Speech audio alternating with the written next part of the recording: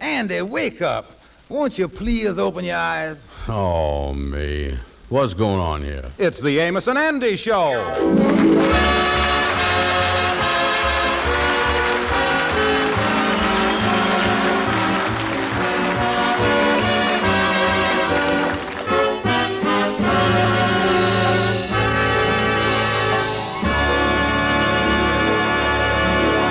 Tonight, our story opens in the auditorium of the Lodge Hall, where a celebration is in progress in honor of Andy for his long service to the Lodge. He's one of the few early members still active.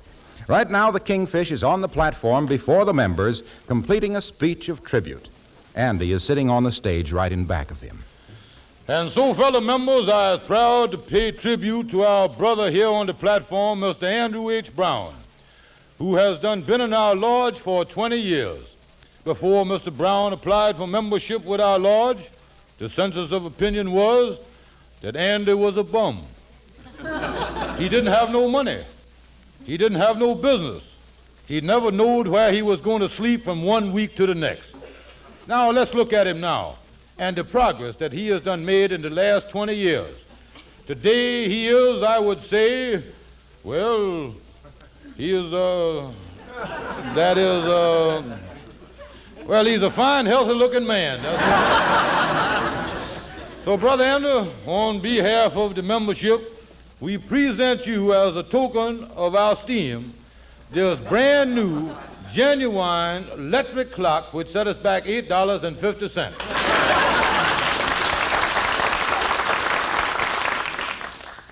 Thank you, brothers, for this beautiful electric clock. It has done touched me. I don't know what to say, but I feel sure that you brothers would like to know my life's history, taking it right from where I was born up to today, year by year. I was born in a little town in Georgia. We lived in a sort of a farmhouse.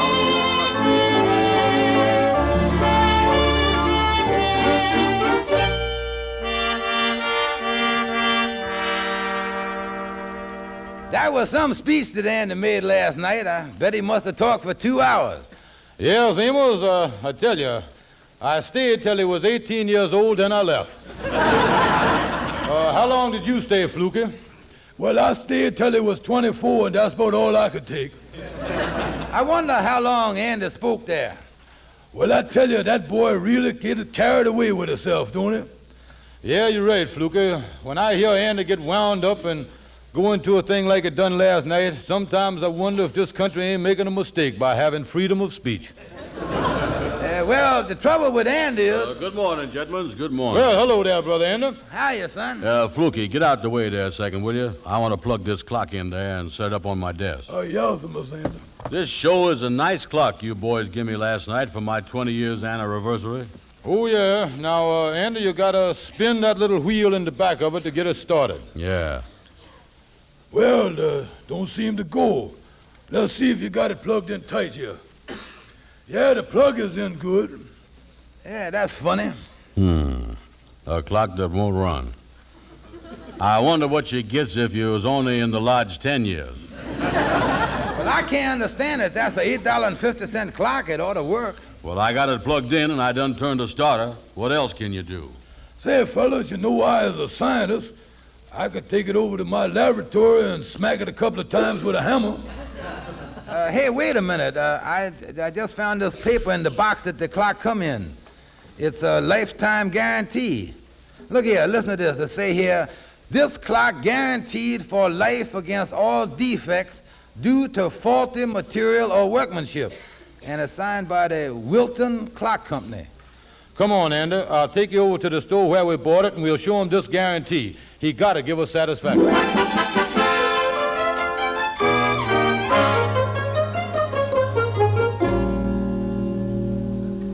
Kingfish, I know you bought the clock here, but it was the last one I had in the store. Yeah, but don't you see, the clock don't work. Yeah, and there's a lifetime guarantee that come with the clock. Listen, boys, that's the manufacturer's guarantee.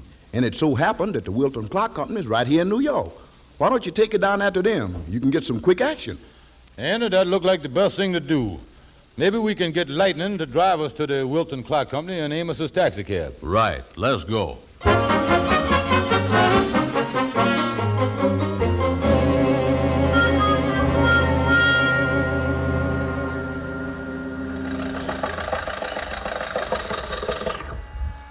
this must be the place that say the Wilton Clock Company up there. Yeah, this is it, all right.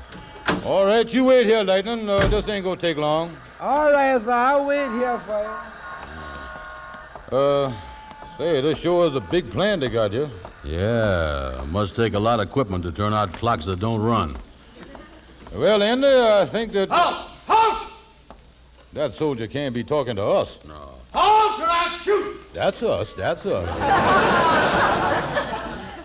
What do you want? This is a war plant. Well, ain't this the Wilton Clock Company? Yes, but it's been converted into a war production of precision instruments. Oh, yeah, that's it, huh? Well, you see, Mrs. Soldier, the reason we done come down here is that I got a Wilton clock that don't work, and it's got a lifetime guarantee on it. Come on, Andy. Let's get out of here. The lifetime guarantee don't mean much if they're gonna shoot you on the way in now. Let's get... Yeah, well, wait a minute, Kingfish. Wait, the company must stand back of their clocks here. They must still do that.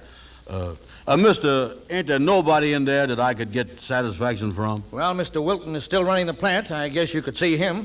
Yeah, well, thank you, mister. We'll be right with you. Kingfish, we better tell Lightning we'll be a little longer.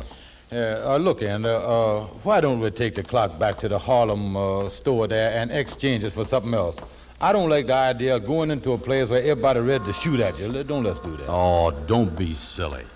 Wait a minute. Hey, Lightning, we just want to tell you that we're going to be in this place a little longer than we thunk we was. Well, what did you come back for, Mr. Andy? Well, to tell you what I just told you. Well, that seemed like a waste of time. Wouldn't it have been quicker if you would have went in there in the first place instead of coming back here to tell me that you're going to be longer than you thunk you was in the first place? Lightning, this place here is a war plant now. Yeah, well, if you got to get a clock fixed, then why does you want to go to a war plant? We is going to rob the war plant, Lightning, but don't tell nobody. Wouldn't that be dishonest? Oh, Lightning. Come on, Kingfish, come on. 10 years ago, I would have swore that Lightning couldn't get no dumber, but he done fooled me. All right, fellas, we go right down this walk here. It's not far. Follow me. Yeah, sir. Yeah, thank you, sir, thank you.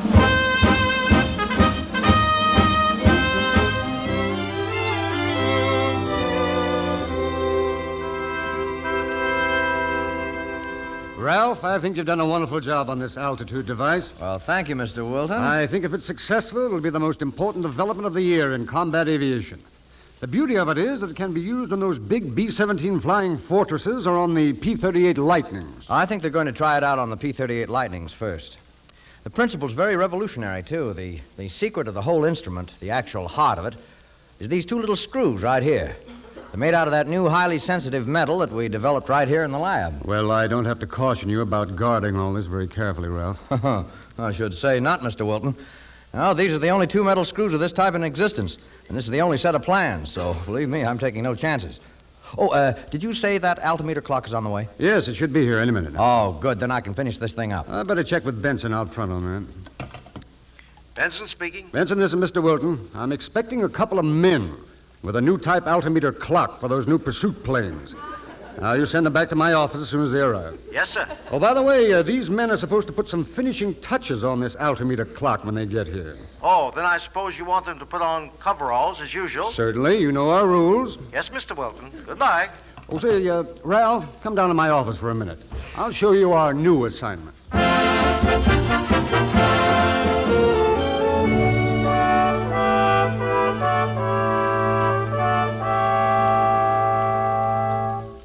Right over to this window, fellas. Oh, Mr. Benson. Yes? These two men want to see somebody. Will you take care of them? Okay, Sentry.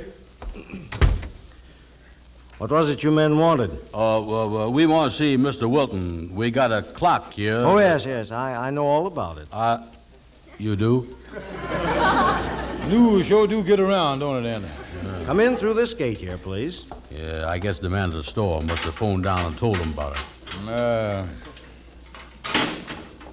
All right, you can take off your clothes right here. Yeah, well, excuse me for protruding, but Did you say something about taking off your clothes? That's right. Can't go in the plant with those clothes on. Well, ain't it liable to be a little drafty in there, mister? Yeah, this is just a clock factory, ain't it? You ain't running no Turkish bath or nothing on the side, is you? Now, look, I haven't got time to argue with you. Before you can go back in that plant, you've got to put on coveralls. Coveralls? Look, mister, we don't want to seem pig-headed about this thing, but the only reason we is here... I know why you're here, and you've got to put on those coveralls. Just to see Mr. Wilton, huh? That's right. You know, Kingfish, the more I hears about this fellow Wilton, the more I sees why the clock won't run. Yeah. Say, mister... when we get all fixed up here, what does we do and where does we go to find Mr. Wilton? You go straight down to the end of the passageway, turn left, and it's the first door. Thank you. Yeah, well, we might as well get started here. Get off my coat. Yeah. You know something, Kingfish? Taking advantage of a lifetime guarantee ain't as easy as a lot of people think it is.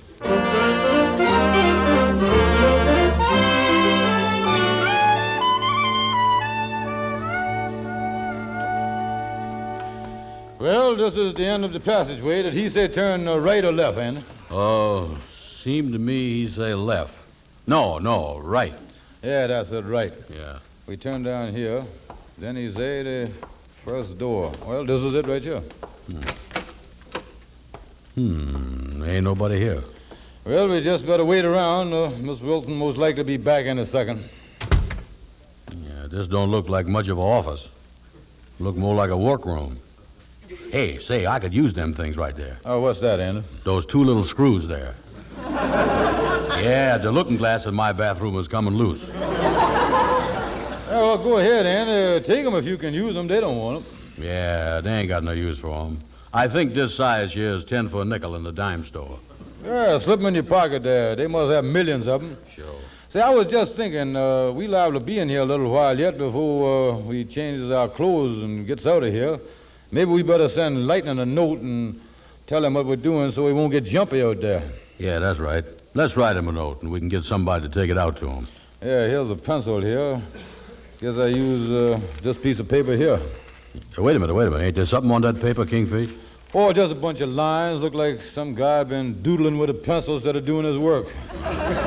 One side is blue and, it's white on the back. I'll write on the back of it. Yeah. I'll say here, Lightning. What are you men doing here? You know these men, Ralph? Why, no, but I know they have no business in this laboratory. Well, you see, mister... What are you doing with those plans? Guard! The screws are missing, too. Well, listen, mister. The only reason we come down here is this. Did you call me, Mr. Wilton? Yes. I think we have a couple of dangerous men here. Watch them. I want to go through their pockets. Oh, look, mister, we ain't doing nothing. The reason we come down Look, here are the screws. They were in his pocket. It's lucky we got back in time. If we'd been a minute later, both the plans and the screws would have been gone. And look what they've got written on the back of these plans.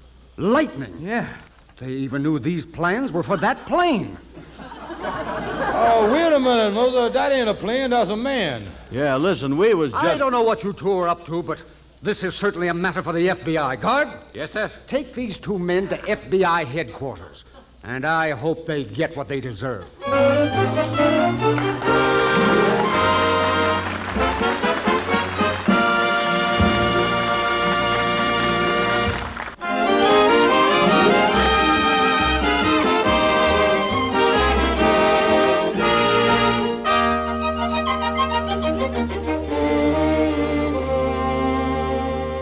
Well, they've got Andy and the Kingfish down at FBI headquarters. The FBI agents are giving them a complete examination and taking them through a routine checkup before bringing them in for questioning. I think that's everything on that, Harris. Brown's weight, 205, height, 5 feet 11 and a half. Right, Stevens, 191, 6 foot. All right, boys, you can put your shirts on. You know, Andy, I'm getting mighty sick of putting my clothes on and off here. Yeah, we should have come out in our bathrobes today. All right, Harris, take him over to fingerprinting.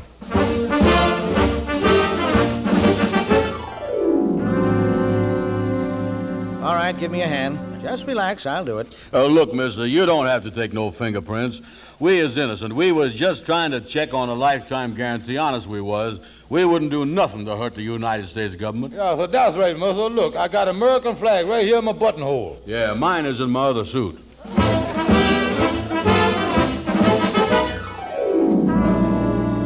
All right, Harris. Turn them around now. I want to get a profile. Mister, you ain't got to take our pictures. Yeah, nobody believes us, but we ain't done nothing wrong. Yes, sir. I'm pleading with you, mister. Won't you please believe that I ain't, wait a minute. What's the matter? My left profile on the side there is much better. Oh.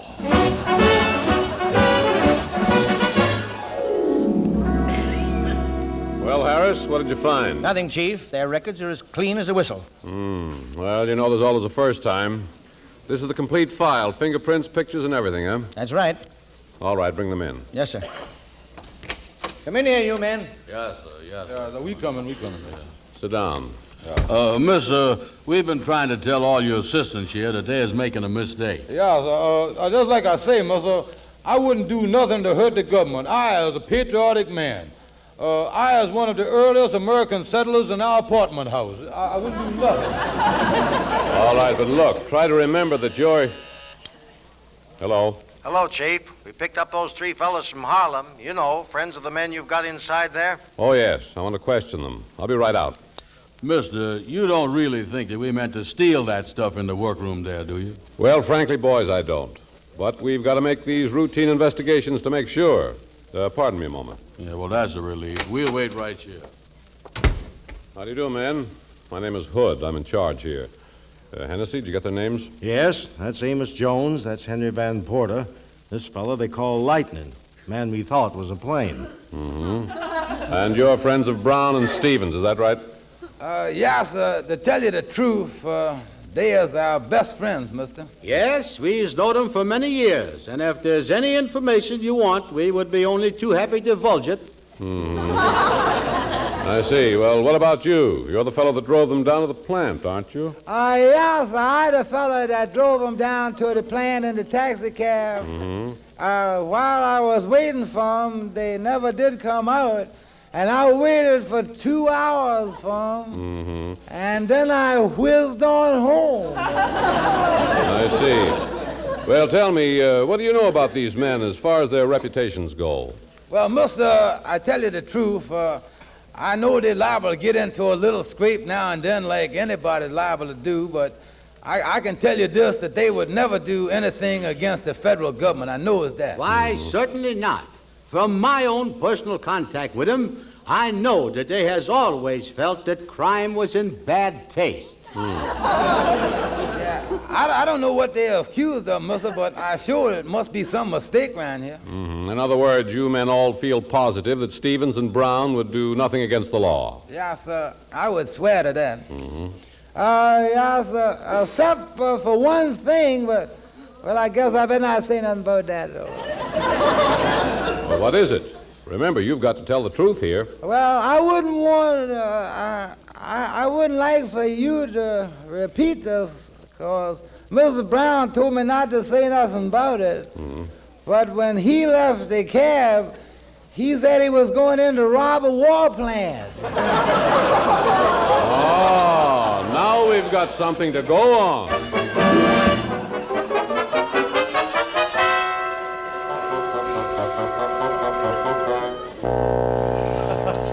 But, mister, you said a while ago you figured we was innocent. Yeah, mister, believe us, please believe us. We wasn't going to steal nothing. Have you got that lie detector all attached, Tennessee? Yes, sir. Take this thing off me, will you please, mister? Take it off. I'll tell you the truth. I'll tell you the truth. Brown, I'm going to ask you some questions. And if you don't tell the truth, this lie detector will show just when you're lying. Wait a minute, mister, that ain't fair. This lie detector don't know nothing about the kids.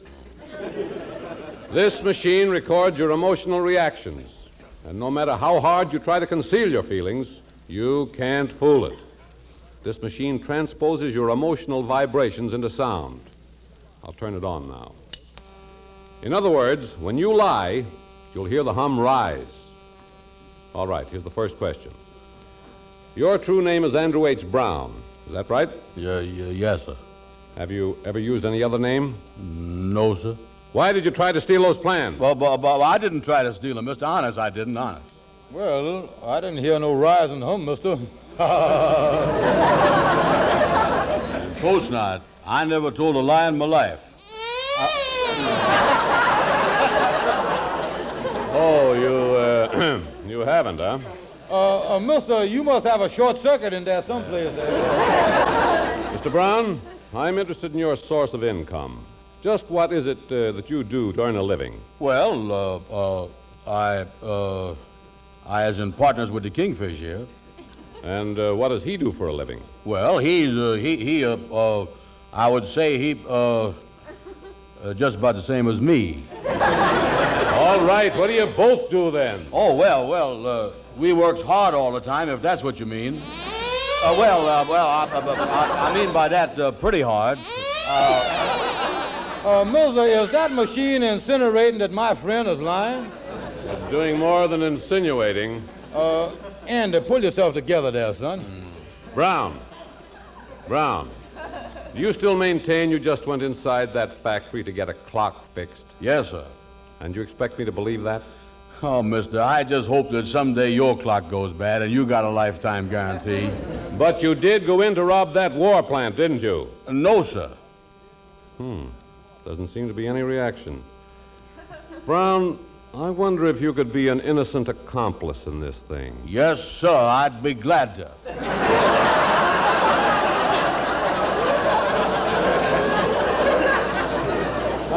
Yes, sir, and I'd be glad to be an innocent accomplice too. Remember, I was his partner. No, you don't quite understand. What I mean is it possible that this so-called friend of yours, the Kingfish, is the mastermind and is just using you for a tool? Now, wait a minute.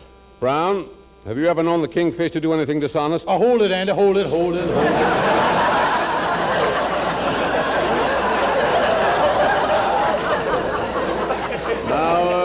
What's the matter? Andy, before you answer that question, I want you to calm yourself down there. I want you to get your emotions leveled off as smooth as a pool table.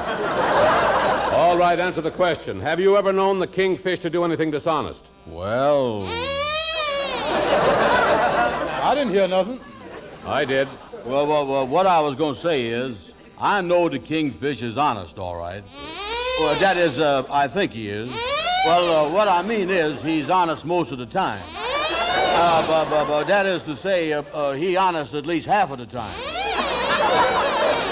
Look, mister, maybe we better get off this question before we blows a fuse here. Yes, mister, I'm going to tell you, that machine there is just naturally suspicious. Listen to me, young man. Did the Kingfish take you into that plant to steal those plans? No, sir, absolutely not. I see. Hennessy, what does the chart show? No guilty reaction on any of the key questions, sir. Well, boys, I guess you've been telling the truth about the clock. Looks like we were up the wrong street. You mean that we can go, mister? Yes, I'm sorry about this, but we have to check into these things. I guess you were pretty sore at me there for a while, but, well, I'm not such a bad guy, am I? Oh, no, sir. I think you is a swell fella.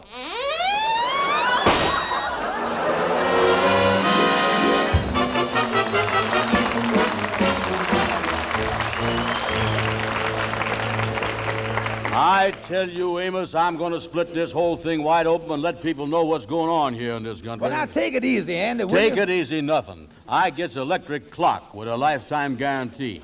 The clock don't work. I try to get it fixed and nearly end up in the electric chair.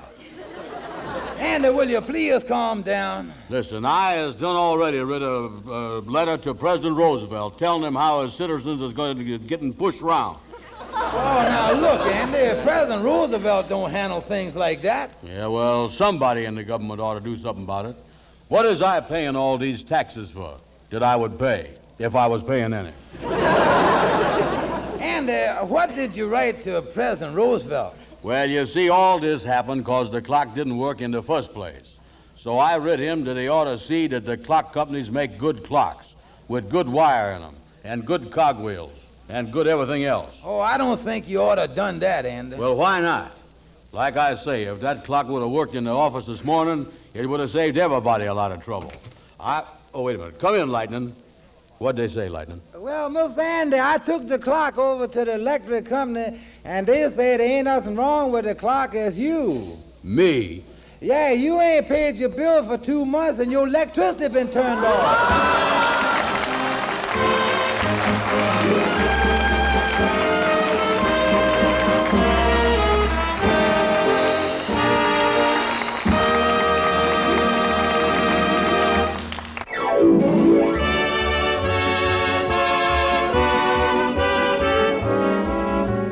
Make sure that you don't miss the Amos and Andy show next Friday night at this same time when the Kingfish and Andy get into a fancy mix-up at a masquerade ball. Our program is broadcast to our armed forces everywhere. This is Harlow Wilcox. And before I say goodnight, here's one more thing. You know, there's only one reason that we keep asking you to turn in your waste fats. That reason is that the need is urgent. So urgent that it's one of your most important jobs. It doesn't matter how many times they've been used, those fats will yield crystal clear essential material for ammunition and medicine. Your meat dealer will pay you and give you 2 red points for every pound of used fat you turn in. Not in a glass container, please. Any tin can will do. Thank you, and good night.